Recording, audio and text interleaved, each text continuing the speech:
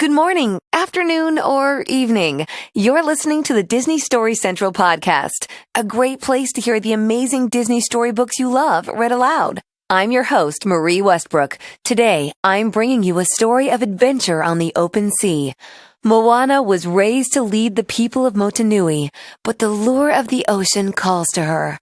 When a growing darkness threatens her island home, it falls to Moana to set sail and track down the demigod responsible.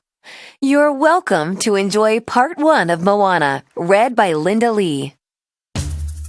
In the beginning, there was only ocean. Until an island emerged, the mother island Te Fiti. Her heart had the power to create life itself, and she shared it with the world. But there were those who began to covet Te Fiti's heart. They thought if they possessed it, the power of creation would be theirs. At last, the most brazen of them all voyaged across the vast ocean to take the heart. He was a demigod of the wind and sea, a shapeshifter, a trickster, a warrior who wielded a mighty magic fishhook. His name was Maui. In the tropical island village of Motunui, a group of children gathered around Grandma Tala, hanging on her every word. Even in her advancing years, Grandma Tala's eyes were bright as she told her tale. Without her heart, Grandma continued, Te Fiti began to crumble, giving birth to a terrible spreading darkness. The trickster Maui tried to escape, but he was confronted by another who sought the heart. Taka, a demon of earth and fire. Maui was struck from the sky, never to be seen again.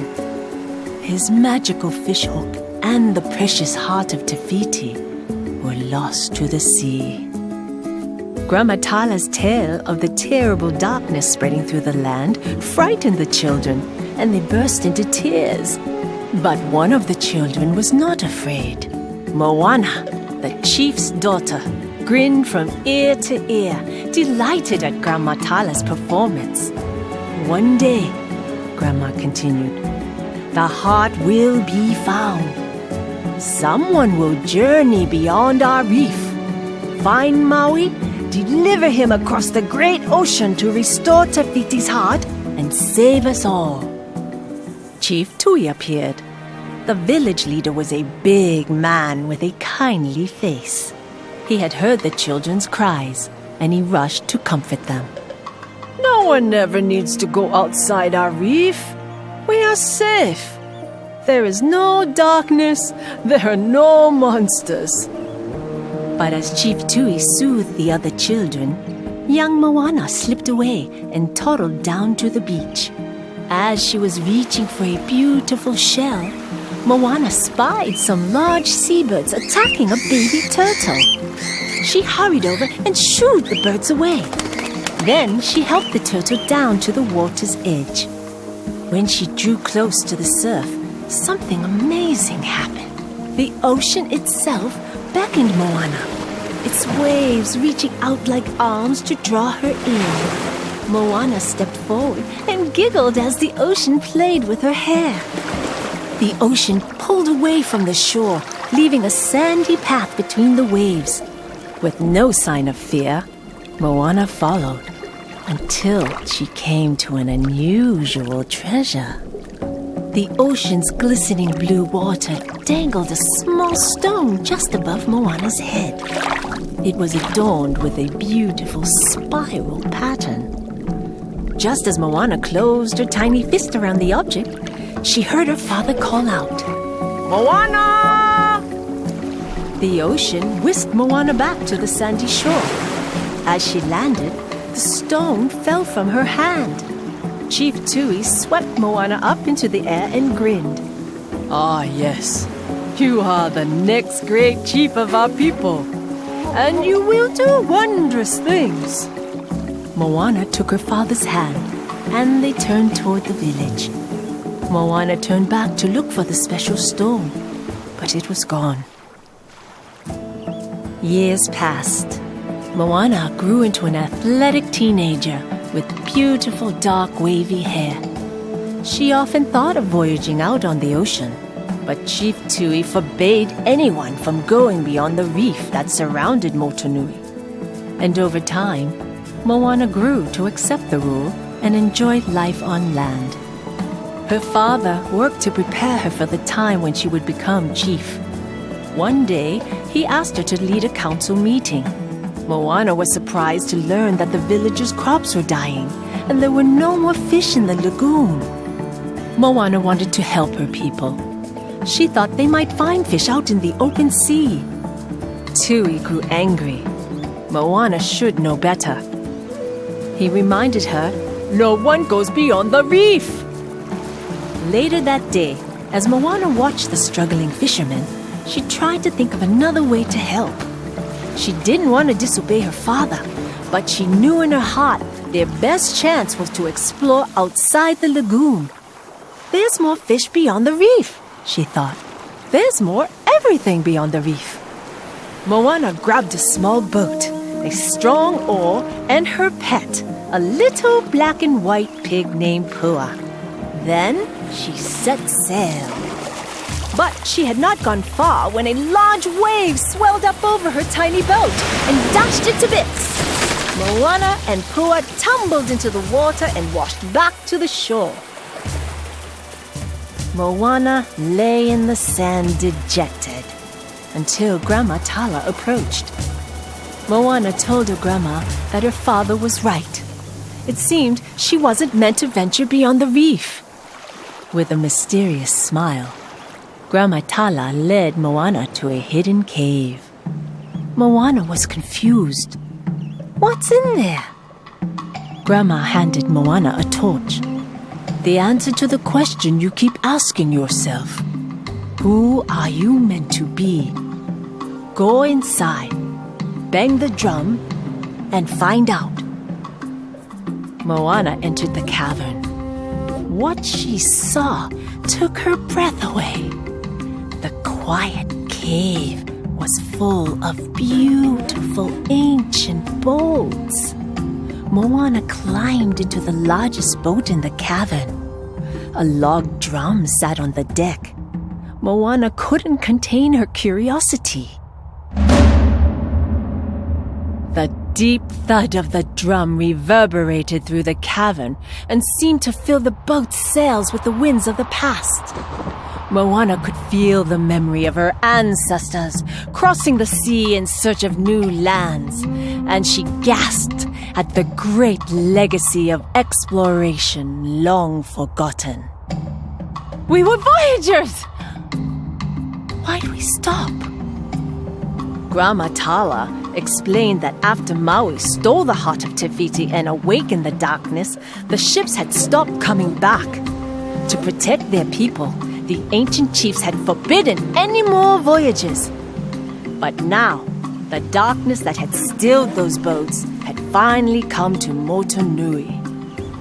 Grandma Tala gently pressed something into her granddaughter's hand. It was the beautiful stone with the spiral pattern, the same one that the ocean had given Moana all those years before. This very stone was the heart of Te Fiti. Grandma Tala smiled. The ocean chose you. Moana raced back to the village and burst into a council meeting. We can save our island. We were voyagers. We can voyage again. Chief Tui was at his wit's end. He wished Moana would forget about the ocean. Before they could argue further, a messenger brought terrible news. Grandma Tala had fallen ill. Moana hurried to her side. Grandma Tala knew she didn't have much time. She fixed Moana with her gaze. Follow the fish hook, she said, and she pointed to the constellation in the stars that was shaped like Maui's legendary weapon. And when you find Maui, you grab him by the ear and you say, I am Moana of Motunui. You will board my boat, sail across the sea, and restore the heart of Te Fiti. She looked Moana in the eye. Go. Moana knew Gramatala was right. She took a strong boat from the cave and boldly set sail. As she skimmed out to the open sea, Moana's heart leapt. She had never felt so alive. At dawn, Moana discovered a stowaway. It was Hei Hei, a little green rooster of even littler common sense. When Hei Hei saw the water, he panicked. Moana laughed and reassured him, "The ocean is a friend of mine." But that night, a violent storm roiled in. Rocked by the waves, Moana's boat ran aground on an unfamiliar island. Carefully, Moana picked her way along the unknown shore until she was confronted by an outlandish stranger. He had a massive, muscular physique and a rope necklace studded with the teeth of a dozen defeated monsters. He wore a skirt of leaves, and his body was covered with tattoos that seemed to dance and move with a life all their own. The stranger had been counting the days he had been stuck on this island by carving tiny fishhooks into a nearby rock. The fishhooks were unmistakable. This was Maui. Moana and Hei Hei had landed on his island. Moana tried to give her speech, but Maui cut her off. He was not interested in Moana. He was focused on something else. "Boat!" the demigod shouted. "A boat!" "I'm here because you stole the heart of Te Fiti," Moana began again. "And you will board my boat and sail across the sea and put it back." But Maui would not listen. Instead, he used his moving tattoos to show Moana his countless great achievements, like bringing fire to mortals, lassoing the sun to make days longer, and even creating coconuts. He capped this impressive list with a puckish grin. "You're welcome." Maui was desperate to leave the island. He trapped Moana in a cave and set sail in her boat. However, Moana was more resourceful than the demigod anticipated. She escaped and swam after Maui, but she couldn't catch up with him. The boat was just too fast. Without warning, the ocean itself scooped her high into the air and dropped her onto the boat. Maui's jaw dropped. Did not see that coming. No matter how many times Maui tossed Moana into the water, the ocean kept right on plopping her back into the boat. Fed up, Moana held up the heart of Te Fiti and barked, "I am Moana of Motunui, and you will restore the heart." Maui backed away. "That is not a heart. It is a curse. If you don't put it away, bad things are going to come for it." Before Moana could reply, a huge spear slammed into the boat. Maui spotted a massive barge closing in fast. "Kakamora!" he grumbled, "murdering little pirates." There they were, the Kakamora, a horde of warriors as bloodthirsty as they were tiny. They wore coconuts as armor, painted with fearsome faces. The Kakamora leapt, swung, and zip-lined onto the boat. In the confusion, the heart of Te Fiti fell from Moana's necklace, and Hei Hei gobbled it up. One of the Kakamora snatched the rooster and took off. Moana grabbed her oar and raced after him. Whop! Pow! She batted aside pirate after round little pirate.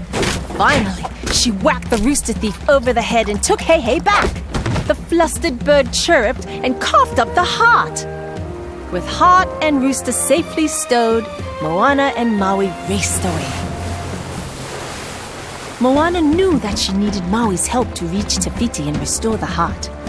But Maui needed her help too. Without his hook, he could not change shape or use any magic. Moana offered him a trade. "We get your hook, Take out Taka, restore the heart. Deal? The demigod pondered her offer. Deal. Oh, those Kakamora. So cute, yet so deadly. Good times. That brings us to the end of part 1. You've got to join me next time when we voyage out for the rest of the adventure. And if you're like me and you just can't wait for part 2, be sure to grab a grown-up and check out Disney Story Central on the App Store or the web. It'll give you access to all your favorite Disney storybooks on your device anytime, anywhere. Try entering the code MauiCast for a free ebook. That's MauiCast. MauiCast. You've been tuned to the Disney Story Central podcast. I'm Marie Westbrook, and I'll see you next book.